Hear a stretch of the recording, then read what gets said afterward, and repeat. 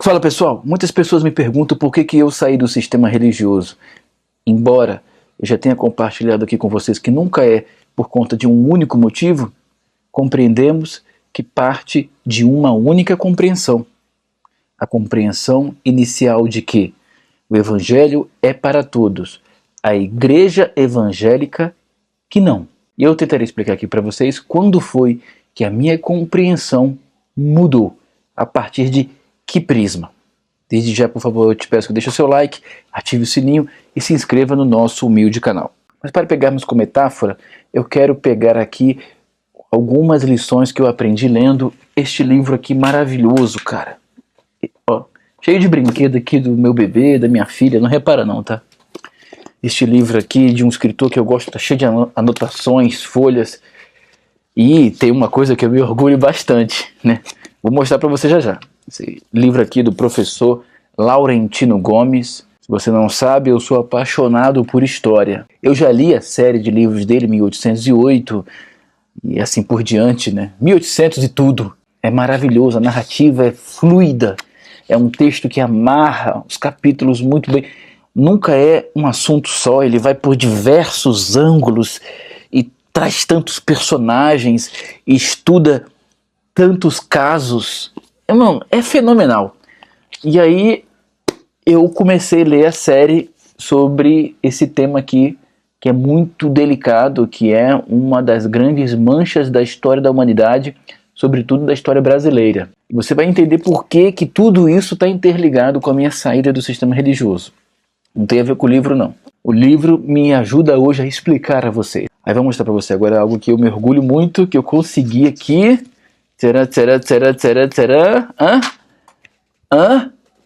A dedicatória do professor, cara, ó.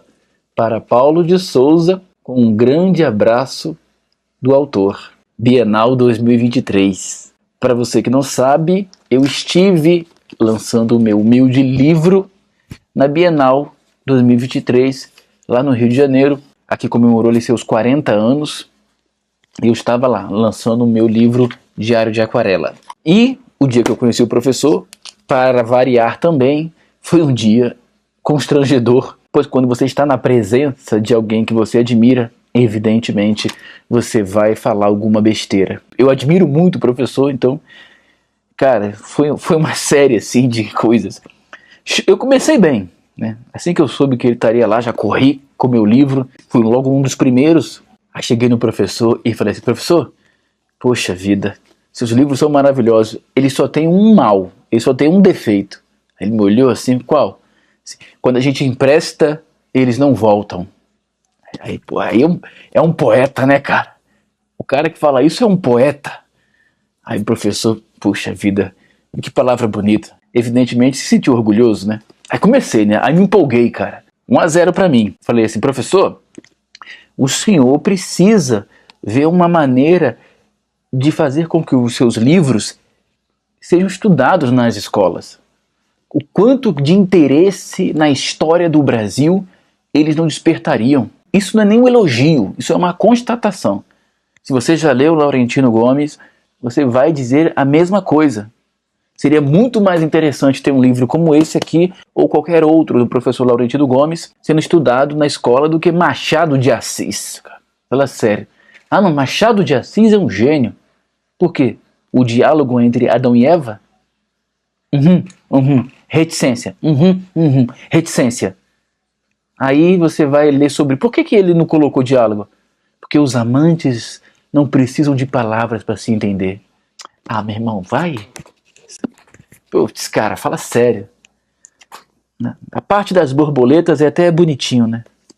Pra quem não entende, lá Machado de Assis, quando fala das borboletas, que a borboleta veio borboleteando um ser humano pela primeira vez e pensou que ele era o criador das borboletas, ali é até bonitinho, mas o resto em si é bom. Aí o professor me deu uma resposta incrível do porquê que os livros dele não são colocados nas escolas.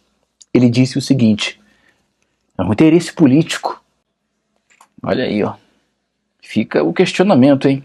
O que será que ele quis dizer com isso? Por que existe um interesse político em não permitir que um livro desse, tão bem escrito, com tantas informações preciosas, não chegue à mão justamente de quem está tomando gosto pela leitura. O que será que o professor quis dizer, hein? Que existe algum governo interessado com que você não tenha gosto pela leitura? 2-0 para mim, hein? Aí já comecei a me empolgar mais, né? Vi que o professor estava à vontade, ele é muito simpático, ele é muito atencioso com todo mundo. Aí me empolguei. Aí falei assim, professor, o senhor tem que escrever um livro também contando a história do cristianismo, de um ponto de vista jornalístico. Isso seria maravilhoso. E ele disse que no próximo livro dele, existe uns 2 ou 3 capítulos que ele vai realmente fazer este resumo. Não é uma série de livros como ele costuma fazer. Meu Deus do céu, vai mexer num vespeiro, hein? Mas eu não podia sair sem ser Paulo de Souza, né, cara? Eu não podia sair sem passar uma vergonha. Porque o professor, assim como toda pessoa que se destaca muito em uma área, ele já ganhou todos os prêmios, meu irmão. Não tem mais onde botar prêmio Jabuti na casa do professor. Não tem mais onde botar prêmio de literatura na casa dele. Já ganhou tudo. Só falta o Nobel mesmo. Só que isso gera inveja, gera ciúme. E ele tem seus haters também.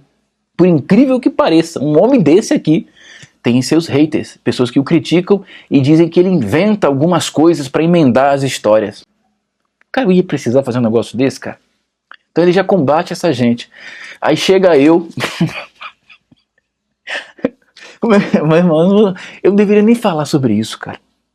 Aí chega eu, na saída, cara. Aí fala assim, professor, na sua série 1808, tem tantos elementos históricos ali, é tão bem construído, que se o senhor colocar... que se o senhor colocasse um personagem só e fosse um romance, ele poderia se transformar em um código da Vinci. Um código da Vinci tupiniquim. Irmão, pra que eu fui falar isso, cara? De onde é que eu tirei isso? Como é que eu pensei que isso era algo genial? Ele me olhou com uma cara de profunda decepção e respondeu o seguinte: essa daí eu nunca tinha ouvido. Cara, que vergonha, cara, que vergonha. Então, professor Laurentino Gomes, se o senhor estiver assistindo este vídeo, sou muito seu fã, eu apenas fiquei nervoso, como fico nervoso na presença de um intelectual, né? Pessoas que a gente admira muito. Mas ele foi muito simpático, muito atencioso com todos. E este livro aqui, cara, é fenomenal, cara. Fenomenal. Tem passagens aqui que te deixam assim perplexo. Este vídeo tem um formato diferente, com muitos cortes, como você percebeu, porque ele vai ser um vídeo mais longo. Não tem jeito. Então, para ele ficar menor, haverá muitos cortes. E é surpreendente quando a gente se depara com as informações de que Platão tinha escravos, Tiradentes tinha escravos, até o reverendo John Newton, famoso pela sua canção Amazing Grace, conhecida no Brasil como Preciosa Graça, era capitão de navio negreiro. Tem coisa mais bárbara do que um navio negreiro que mudou a rota dos tubarões da época. As pessoas lá dentro preferiam atirar-se ao mar do que ficar lá dentro. Então era um prato cheio para os tubarões. Ele era capitão de navio negreiro. A palavra escravo vem da palavra eslavo, povo do leste europeu. A princípio, a escravidão realmente nada tinha a ver com a raça. Este fenômeno é muito estudado e debatido até hoje, mas já chegaram à conclusão que ele se deu pelas mãos dos europeus, a escravidão negra, até mesmo por uma questão de lógica, pois o escravo nada mais é que sempre o estrangeiro, o sozinho. Você precisa entender que a escravidão ela sempre existiu, desde os tempos bíblicos. Por isso, talvez, na Bíblia, há sempre uma grande preocupação por parte de pessoas realmente usadas por Deus, preocupação com a viúva, o órfão e o estrangeiro, pessoas em vulnerabilidade social, pois seriam capturadas para serem escravizadas. É comum você ver aqui no YouTube pessoas que não conhecem, que não estudam a fundo mesmo o tema, dizer assim: não foram os europeus que escravizaram ninguém, que inventaram a escravidão negra. Na África já existia escravos, os negros já se escravizavam. Isso é um erro gravíssimo, mas por falta de conhecimento, né? Como muitos erros aconteceram dentro do sistema religioso e chegaremos lá. Por exemplo, mas não foram os negros? Não. Os negros não escravizavam os negros. Os africanos escravizavam os africanos. E é totalmente diferente este conceito. Pelo seguinte, O continente africano, ele é muito complexo. Ele não é igual a qualquer outro continente. É o berço da humanidade, né? Então você chega em um país, naquele país pode-se falar 30 dialetos. Então uma tribo não compreendia a outra. E tinha que se resolver aonde? Em conflito. E qual é o resultado de conflito? Escravizar o vencido. O vencedor sempre vai escravizar o vencido. Então, a princípio, a escravidão nada tinha a ver com questão racial. Era um costume desde os tempos bíblicos. Sendo assim, os portugueses começaram a negociar escravos no porto da Costa do Marfim, que leva este nome pelo famoso comércio já extinto das presas dos elefantes. E logo eles perceberam que esses escravos levados não só eram muito fortes, como também eram mais domesticáveis do que os índios, por exemplo. E os escravos negros eram mais domesticáveis do que os índios pelo seguinte: pois é lógico, quem é que vai segurar um índio no mato? Sabe, os portugueses ainda tentaram escravizar os índios, mas eles estão onde conhecem, onde nasceram. Basta você olhar para o lado e ele se embrenhava na mata e você nunca mais via. Então não é porque o escravo negro não se rebelava, não, ele tentava, mas ia correr para onde, cara? Então eles perceberam que retirá-los de sua terra natal, despatriá-los, era algo muito vantajoso. E começaram a ver neste acontecimento, aqui e ali, uma oportunidade de industrializar o processo. E pejotizaram. Primeiro eles passaram a estimular as guerras entre as tribos. Depois embrenharam atrás de capturar pessoas África dentro. E por último começaram apenas a pagar de forma muito sedutora os próprios moradores locais para capturar pessoas e vender para elas. Isso tudo no continente africano, sobretudo na Costa do Marfim. Aí talvez você pode pensar assim, então o processo se desenrolou muito mais por conta de uma questão lógica, o escravo negro sozinho numa terra distante, do que por uma questão racial. Não é bem assim. Só para você ter ideia da loucura que foi isso. Sabe quem é que tinha mais escravos? A Igreja Católica. Inclusive alugava esses escravos. E tanto a Igreja Católica quanto as monarquias europeias precisavam dos impostos e precisavam que as pessoas compreendessem esse fenômeno, escravizar não mais apenas o estrangeiro, o solitário, mas um único povo. E como é que eles conseguiram isso? Patrocinando. Olha só que loucura, mano. Isso faz você pensar em muita coisa que acontece nos dias de hoje. Eles começaram a patrocinar intelectuais, cientistas, filósofos da época, a criar toda uma narrativa de que o negro era inferior ao branco. Daí vai surgir as teorias mais absurdas, analisando desde a circunferência da testa a muitas questões estúpidas, cara. Cara, é um show de bizarrices. É daí que vai surgir também aquela ideia propagada muito pelos mormons de que a marca de Caim tornou ele negro, de que Cã, o neto amaldiçoado de Noé, foi quem povoou a África. Isso tudo passou a ser repetido dentro das igrejas. Eu também já repeti isso, você também que cresceu no sistema já repetiu isso, só através de uma abolição proposta pelo Espírito Santo para a gente começar a questionar essas barbaridades que nos foram ensinadas dentro do sistema religioso. Olha como tudo está interligado, cara. E você vai se surpreender ainda mais, hein? E uma das alegações que começaram a convencer as pessoas foi o seguinte, é que nos países africanos não havia tanto desenvolvimento como nos países de pessoas brancas. Tá entendendo? Não, olha como que países habitados por brancos são mais desenvolvidos do que países habitados por negros. Eles chegavam a dizer esta barbaridade. Mas nós vamos questionar isso no final do vídeo. E se você vai se surpreender, calma. E as pessoas continuaram incentivando e pagando os impostos sem nenhum questionamento, achando que era um fenômeno natural, um avanço da civilização. Nesse mesmo período, conforme os padres foram catequizando os índios, eles começaram a reivindicar a igreja que considerassem que os índios tinham alma, pois até então, acredite se quiser, os indígenas não eram considerados seres humanos, também eram considerados sub-raças. Porque ao chegarem lá também não tinha desenvolvimento, não tinha nada, não tinha uma cultura, não tinha uma expressão artística que eles compreendessem. Tinha outras formas de arte muito rudimentares ainda. E é completamente absurdo quando pensamos que a Igreja Evangélica e a Igreja Católica nunca se opuseram a nada disso. Pelo contrário, um dos motivos da Guerra Civil Americana foi justamente esse. Pois enquanto um lado queria a libertação dos escravos, o Sul, mais conservador, o Sul, mais de direita e resistente ao liberalismo, achava aquilo uma blasfêmia e encontrava versículos na Bíblia que davam base para manter as pessoas cativas, sobretudo agora o povo negro. Que novidade! Que novidade que vão encontrar na Bíblia justificativas teológicas para cometerem crime. Meu Deus, que surpresa! E vai nascer dentro de uma igreja presbiteriana, uau!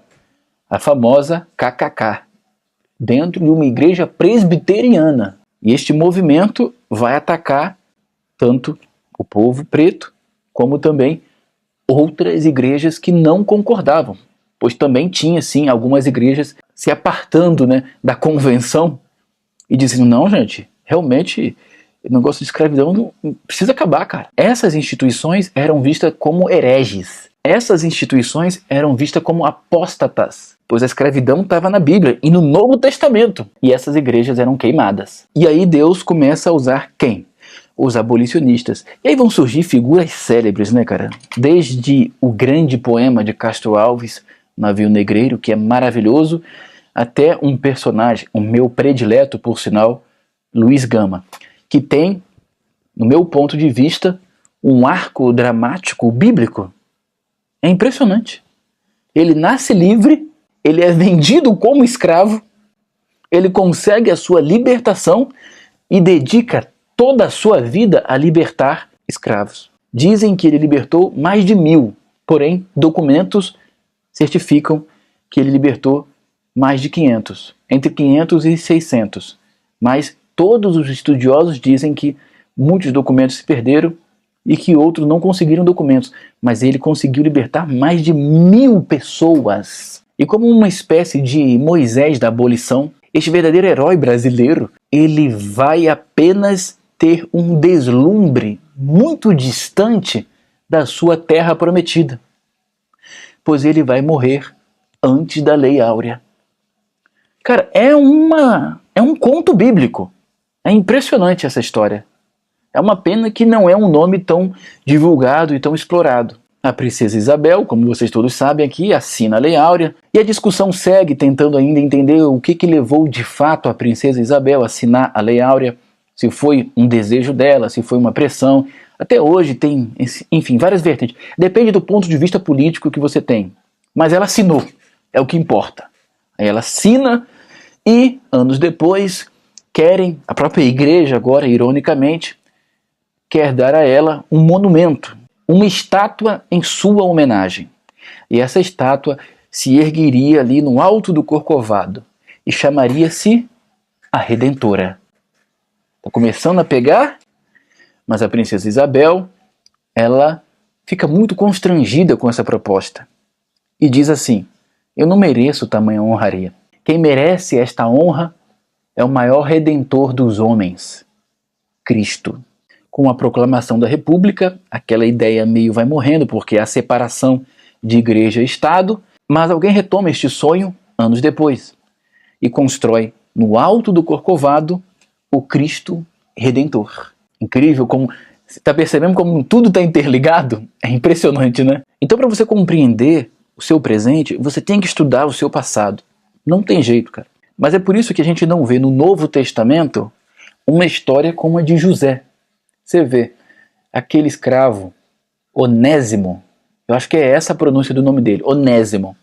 Ele foge da chibata do seu senhor, procura o apóstolo Paulo e quer doar a sua vida para o evangelho. O apóstolo Paulo manda ele retornar, uma atitude meio questionável, né? E por que o manda retornar? Porque já havia um sistema eclesiástico sendo criado. O órfão A viúva, o estrangeiro, sempre será escravizado, até nos dias de hoje. Talvez não diretamente, como a escravidão antiga, mas uma espécie de escravidão moderna, uma espécie de escravização pela falta de oportunidade, pela sua classe, a sua subsistência. Onésimo é mandado de volta, pois na igreja não havia mais lugar para ele. Não era interessante para o sistema religioso ter um ex-escravo. Onde encaixa um ex-escravo? Não tem legitimidade. Ele é órfão, ele é a viúva, ele é o estrangeiro. Não encaixa no sistema. Volta para seu senhor. E é por isso que eu saí do sistema religioso. E eu dei esse arrudeio todo, como diz a minha mulher. Homem, deixe de arrudeio. Não tem como uma pessoa como eu, o órfão, a viúva, o estrangeiro, permanecer dentro do sistema religioso. Eu não sou interessante para eles.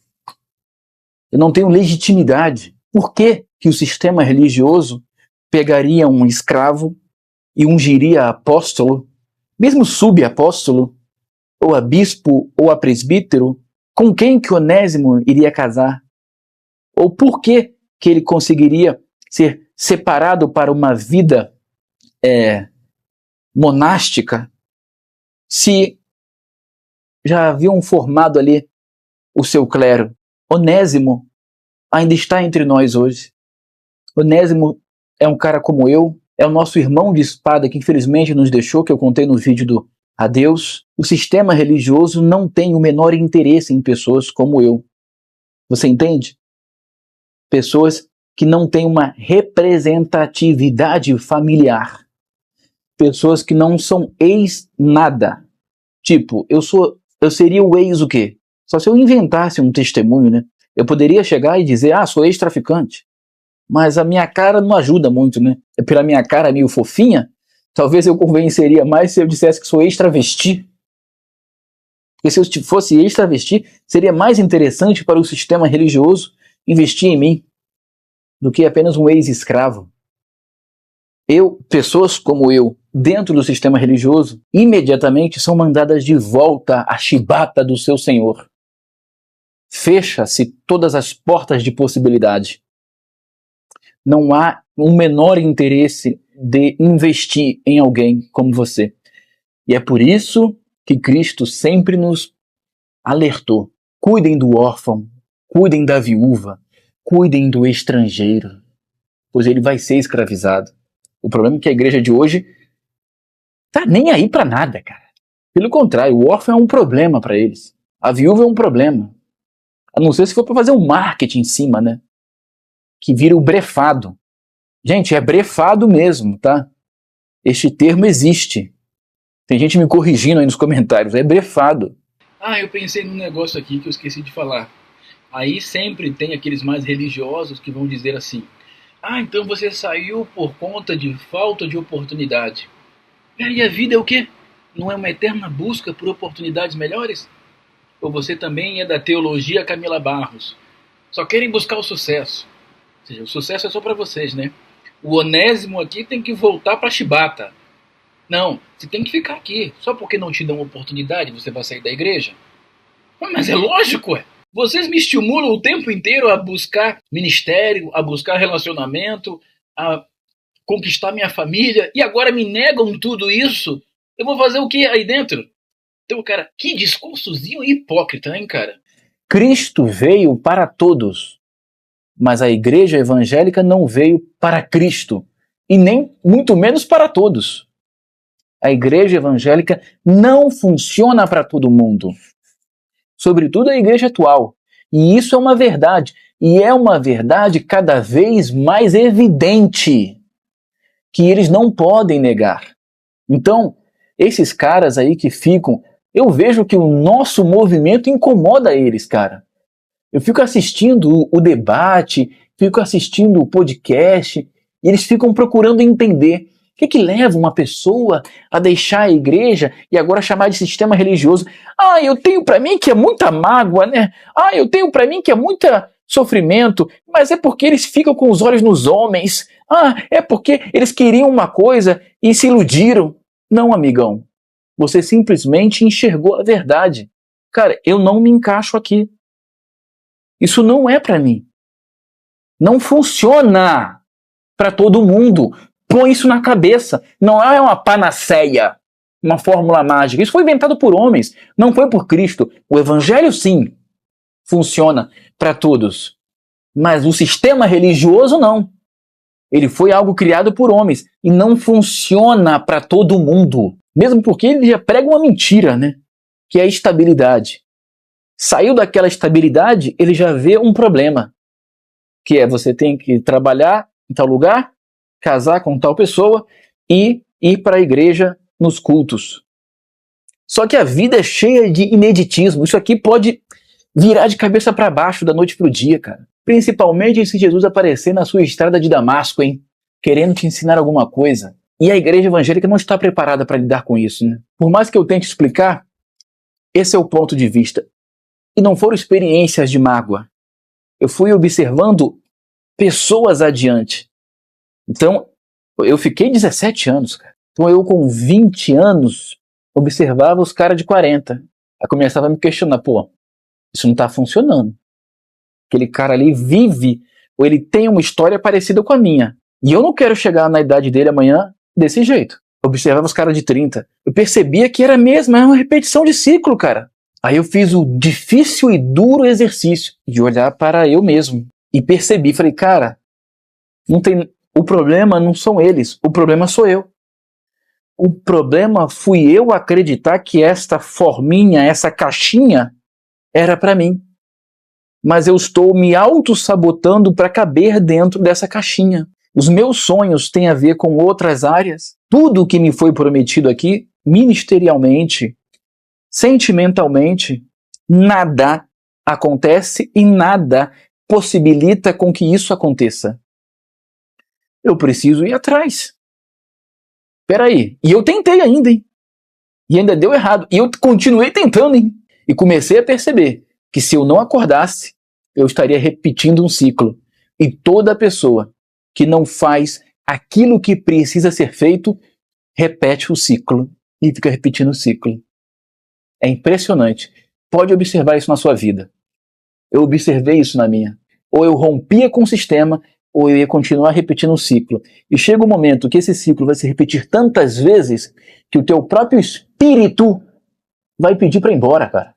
Falando, amigão, vamos embora que, infelizmente, daqui para frente é só para trás. Vamos embora. Entenderam? Por isso eu rompi com o sistema. Agora, para concluirmos o vídeo, né, algo que eu aprendi também neste livro aqui é o seguinte: não é a civilização africana que não estava desenvolvida. Nenhuma civilização sem contato com uma civilização superior se desenvolve.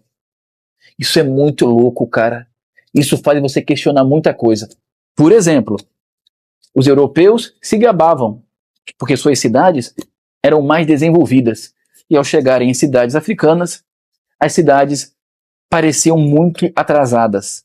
Mas quando eles chegaram no Ocidente, se depararam com pessoas de pele vermelha. E os povos não eram desenvolvidos. E eu tenho certeza que os romanos, ao chegarem na Europa, perceberam que ela não era tão desenvolvida quanto Roma. E se questionaram se aqueles povos realmente não seriam talvez uma sub-raça. Por isso muitos foram escravizados. E assim por diante aconteceu com os gregos, também ao chegarem em vários povos. Assim aconteceu com os próprios egípcios, ao chegarem também em outros lugares e verem que, sabe, chega uma hora que você se questiona. Tá, peraí, eu já entendi. Precisa-se de uma nação mais desenvolvida para, em contato com um povo, né, com uma nação não tão desenvolvida, para fazê-la acontecer. Aí a pergunta que fica é: quem é que fez essa nação desenvolvida acontecer? Uau! Buf! Buf! Pois eu tenho certeza, ó cara, eu vou falar algo aqui, eu não quero ofender ninguém, Vocês já perceberam que eu sou um mestiço, né? Eu sou uma mistura de indígena, da parte da minha mãe, com preto, que é a parte do meu pai. Então eu fiquei essa mistura caramela na sua frente. Então não estou querendo ofender ninguém, mas eu preciso aqui dizer algo que, em contribuição à nossa teoria que é absurda. Pega agora 2 indígenas, como se fosse Adão e Eva, põe no meio da floresta, volta dali 100 anos. Talvez você encontre uma aldeiazinha, mas você não vai encontrar nada mais que isso. Nem depois de 200 anos, nem depois de 300 anos, como aconteceu no Brasil. O Brasil já existia. Antes dos portugueses chegarem, já tinha pessoas aqui. E por que não... Entendeu? Ah, não, mas Machu Picchu, não sei o quê. Você sabe se não teve ninguém lá? E aí? Você sabe? Olha as construções de Machu Picchu. Amigo, precisa. Quando você lê um livro como esse aqui, você vai perceber isso. Se não tiver um povo mais desenvolvido, em contato com aquele povo que ainda está rudimentar, não acontece. Aí entra o grande questionamento. Quem que entrou em contato conosco a primeira vez, hein? Deixo aí esta pergunta para você responder nos comentários.